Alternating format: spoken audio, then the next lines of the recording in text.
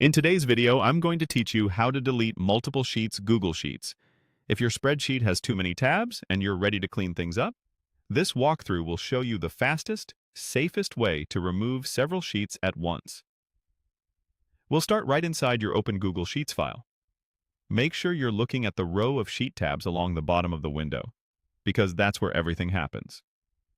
First, bring your pointer down to the sheet tabs. To select more than one, press and hold the Control key on Windows or the Command key on a Mac. While holding that key, click each sheet tab you want to delete.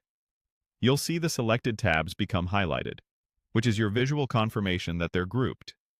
If the sheets you want are in a row, you can click the first one, hold Shift, and click the last one to select the full range in a single move. Take a quick moment to double-check your selection so you don't remove something you still need. With your sheets selected, keep your pointer on any one of the highlighted tabs and right-click. This opens the context menu with actions that apply to the selection you just made. From that menu, choose Delete. This option deletes all the selected sheets together, which is a huge time saver compared to removing them one by one. Google Sheets will then show a confirmation prompt. This is your safety net to prevent accidental loss. Review the message, make sure you're comfortable with the selection, and click OK to confirm. As soon as you do, the chosen sheets will be removed from the file. A few quick tips to keep things smooth. If you make a mistake immediately after deleting, press Ctrl-Z on Windows or Command-Z on Mac to undo.